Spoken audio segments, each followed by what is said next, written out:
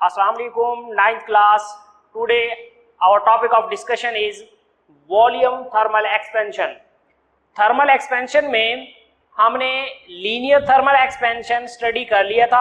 आज का हमारा जो टॉपिक है वो है वॉल्यूम थर्मल एक्सपेंशन. तो हमें पता है कि थर्मल एक्सपेंशन प्रैक्टिकल लाइफ में बहुत इंपॉर्टेंट है हमारे लिए. जैसे लीनियर थर्मल एक्सपेंशन में किसी ऑब्जेक्ट की लेंथ में क्या होता था, इजाफा होता था. अब वॉल्यूम थर्मल एक्सपेंशन में उस ऑब्जेक्ट के वॉल्यूम में इजाफा होगा.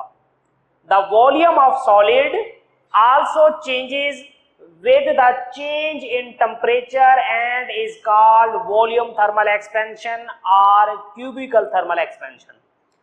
The volume of solid also changes with change in temperature. किसी भी सॉलिड के वॉल्यूम में चेंजिंग आएगी कब, जब हम उसके टेम्परेचर में चेंजिंग लेके आएंगे. And is called volume thermal expansion, और उसको हम क्या कहेंगे, वॉल्यूम थर्मल एक्सपेंशन. या वॉल्यूम थर्मल एक्सपेंशन का जो दूसरा नाम है वो है क्यूबिकल थर्मल एक्सपेंशन. कि किसी एक सॉलिड के वॉल्यूम में चेंजिंग कब आएगी, जब उसके वॉल्यूम में चेंजिंग उस वक्त आएगी जब हम उस बॉडी के टेम्परेचर में चेंजिंग लेके आएंगे. मीन वो ऑब्जेक्ट, वो सॉलिड जो है उसका टेम्परेचर अगर हम चेंज करेंगे तो उसका वॉल्यूम चेंज होगा. लेकिन ये जो वॉल्यूम चेंज होगा ये इतना स्मॉल होगा कि हम उसको नोटिस नहीं कर सकते. हम देख नहीं सकते कि एक ऑब्जेक्ट का पहले वॉल्यूम इतना था अब इतना हो गया है. वेरी स्मॉल चेंजिंग होती है विच आर नॉट नोटिसेबल. ये सबसे पहले हमने वॉल्यूम थर्मल एक्सपेंशन की डेफिनेशन की है. अब हम इसकी एक्सप्लेनेशन देखते हैं. Consider a solid of initial volume V0. एक हमारे पास सॉलिड है जिसका इनिशियल वॉल्यूम क्या है हमारे पास, V0, ओरिजिनल वॉल्यूम जिसको हम कह सकते हैं. एट सर्टेन टेम्परेचर T0, और उसका जो टेम्परेचर होगा वो T0 होगा हमारे पास. मतलब वो सॉलिड ऑब्जेक्ट है, उसका वॉल्यूम V0 है और उसका ओरिजिनल टेम्परेचर जो है, अभी हमने उसको टेम्परेचर नहीं दिया, T0 टेम्परेचर है. On heating the solid, solid को जैसे हम हीट करते हैं टू अ टेम्परेचर T, मतलब टेम्परेचर T0 से T टेम्परेचर हो गया. अब उसका जनरल बात ऐसे की जाती है, ओरिजिनल टेम्परेचर से टेम्परेचर T हो गया. अब वो जितना भी टेम्परेचर है हमें उससे गर्ज नहीं है, बस हमने ये देखना है कि टेम्परेचर चेंज हुआ है या नहीं हुआ. Let its volume become V. अब V0 वॉल्यूम से वो V में चेंज हो गया. इसका मतलब है जैसे ही टेम्परेचर में चेंजिंग आई है उस सॉलिड ऑब्जेक्ट के वॉल्यूम में भी वैसे ही चेंजिंग आई है. तो इससे हम रिजल्ट निकाल सकते हैं कि चेंज इन वॉल्यूम जो होगा हम कैसे निकालेंगे, जो टेम्परेचर हमने दिया उस ऑब्जेक्ट के वॉल्यूम में जो इजाफा हुआ है उसमें से हम सब्ट्रैक्ट कर लेंगे ओरिजिनल वॉल्यूम. तो ये चेंज इन वॉल्यूम आएगा. Change in volume del V. Del हमारे पास रिप्रेजेंट करेगा किसको, चेंज को, और V हमारे पास होगा volume. Change in volume is equal to, ये हमारे पास है उस ऑब्जेक्ट का volume after giving the temperature, and V0 temperature होगा हमारे पास original volume of that solid substance. Change in temperature भी सिमिलर इसी तरह से निकालेंगे. डेल रिप्रेजेंट करेगा चेंज को और T टेम्परेचर को.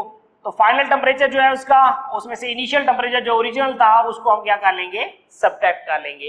तो चेंज इन टेम्परेचर भी आ जाएगा.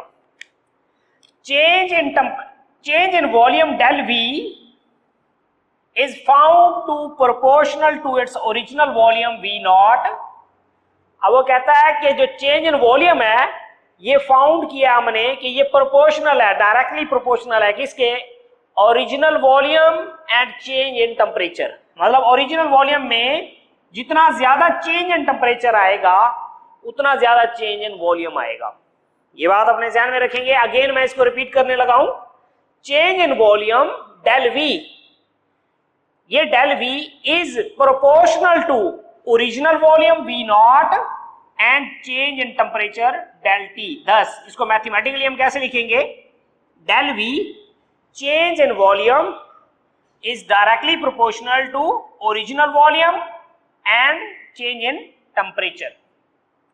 तो del V change in volume is directly proportional to original volume of that solid and change in temperature. Original volume में जितना ज्यादा चेंज इन टेम्परेचर लेके आएंगे उतना ज्यादा चेंज इन वॉल्यूम आएगा। डायरेक्टली प्रोपोर्शनल साइन जब हम खत्म करते हैं तो इक्वल का साइन आता है और साथ में एक constant of proportionality. Here constant of proportionality is beta. Linear thermal expansion में कांस्टेंट ऑफ प्रोपोर्शनैलिटी था अल्फा, इसमें क्या होगा हमारे पास बीटा। तो del V is equal to beta V not del T, ये हमारे पास इक्वेशन 1। अब डेल V हमें पता है किसके इक्वल है, V माइनस V नॉट। तो डेल V की जगह पे हम पुट करेंगे V minus V not is equal to beta V not del T। तो ये इक्वेशन जो है हमारे पास है, ये हमने इक्वेशन यहां से ली है, del V is equal to V minus V not is equal to beta del V not del T।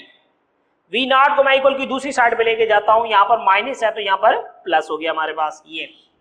अब इनमें से आप लोग देख सकते हैं कि कौन सी चीज कॉमन आ रही है, V नॉट। V नॉट दोनों में कॉमन है, यहां से भी V नॉट कॉमन ले ले, यहां से भी कॉमन ले ले, V नॉट कॉमन ले लिया, बीटा डेल T प्लस ये तो बाहर चला गया, यहां पर आ गया हमारे पास 1। अब इस इक्वेशन को हम ऐसे भी लिख सकते हैं कि V इज इक्वल टू, यहां पर V रह गया था, V नॉट। अब एडिशन में कम्यूटेटिव प्रॉपर्टी होल्ड करती है, बीटा डेल T प्लस 1 हो या 1 प्लस बीटा डेल T हो, बात एक ही है। तो ये हमारे पास आ जाएगा इक्वेशन, हमारे पास ये बन गई V not, V is equal to V not, इसको आप इक्वेशन 2 कह सकते हैं, ठीक है। अब from equation 1 coefficient of volume thermal expansion जो है, कांस्टेंट जो है हमारे पास बीटा कैलकुलेट करना चाहते हैं, तो V not del T equal की दूसरी साइड पे जाके डिवाइड हो जाएंगे। From equation 1 we get beta is equal to del V over V not del T, del V over V not del T। तो वॉल्यूम जो होता है ये भी हमारे पास मीटर क्यूब में होगा, ये भी हमारे पास मीटर क्यूब में होगा, डेल T केल्विन। इसका मतलब है अगर इसका यूनिट देखें तो वो ही आएगा पर केल्विन, जो कि अल्फा का था हमारे पास। लीनियर थर्मल एक्सपेंशन में जो अल्फा कांस्टेंट है उसका यूनिट भी पर केल्विन था, बीटा में भी पर केल्विन है। अब ये बात आपने ध्यान में रखेंगे कि जो बीटा की वैल्यू होती है वो अल्फा की वैल्यू से 3 टाइम ग्रेटर होती है। मतलब अगर यहां पर 3 ना हो तो बीटा अल्फा के बराबर होगा। अब 3 अल्फा का मतलब है कि जो बीटा की वैल्यू होगी वो अल्फा से 3 टाइम ग्रेटर होगी, ज्यादा होगी। तो इसमें beta over 3 is equal to alpha, यू भी कह सकते हैं आप, वो एमसीक्यूज बन सकता है रीअरेंज करके। तो ये अपने ध्यान में रखेंगे, beta is equal to 3 alpha. मतलब अगर आपको अल्फा की वैल्यू पता है जो कि कांस्टेंट है, तो आप बीटा की कैलकुलेट कर सकते हैं, ओनली 3 के साथ उसको मल्टीप्लाई करेंगे। ये 2 टेबल्स हैं अल्फा और बीटा जो है इनकी, ये आप लोग याद रखेंगे, साइड बॉक्सेस में से है। एग्जाम्पल है हमारे पास 8.7, जिसमें वो कहता है कि calculate the volume of solid whose length is 10 centimetre, metre में कन्वर्ट किया, 10 सेंटी को 100 पे डिवाइड करें तो 0.1 मीटर। ओरिजिनल टेम्परेचर उसका 0 डिग्री सेंटीग्रेड है, केल्विन में कन्वर्ट करेंगे तो कैसे करते हैं, 273 ऐड कर दें सेंटीग्रेड में, C प्लस 273 वो केल्विन में कन्वर्ट हो जाएगा। तो ये 273, फिर वो 100 डिग्री सेंटीग्रेड तक टेम्परेचर चेंज होता है उसका, T नॉट है, ये T है 100, तो इसको वो केल्विन में कन्वर्ट करें तो 373 आएगा। चेंज इन टेम्परेचर कैसे आता है, अभी हमने पढ़ा T माइनस T नॉट, तो ये हमारे पास 100 केल्विन चेंज इन टेम्परेचर होगा। अल्फा की वैल्यू दी हुई है, यहां पर अल्फा की वैल्यू दी हुई है, तो बीटा की हम कैलकुलेट कर सकते हैं 3 के साथ मल्टीप्लाई करके। बीटा इसको 3 अल्फा, वैल्यू 3 के साथ मल्टीप्लाई करके ये हमारे पास बीटा की वैल्यू आ गई। तो ओरिजिनल वॉल्यूम, ओरिजिनल जो लेंथ है उसका क्यूब ले ले, हमारे पास आ जाएगी 10⁻³ मीटर क्यूब। अब वही ये फार्मूला अडॉप्ट करें जो अभी हमने मॉडिफाई किया है, V is equal to V not 1 plus beta del T। ये फार्मूला हमारे पास आ गया, हमने लगा लिया, इसमें वैल्यूज पुट करें। V नॉट की वैल्यू क्या हमारे पास 10⁻³ 1 प्लस बीटा अभी कैलकुलेट की है 5.7 मल्टीप्लाई बाय 10⁻⁵, ये वैल्यू आ गई। और del T change in temperature 100 है, इसको सॉल्व करेंगे तो हमारे पास आएगा 1.0057 मल्टीप्लाई बाय 10⁻³ मीटर क्यूब, ये इसका होगा हमारे पास चेंज इन वॉल्यूम। तो ये एग्जांपल रिलेट कर रही है वॉल्यूम थर्मल एक्सपेंशन से, तो ये हमने कैलकुलेट कर लिया। तो इंशाल्लाह फर्दर नेक्स्ट लेक्चर में हम फर्दर टॉपिक डिस्कस करेंगे। अल्लाह हाफिज।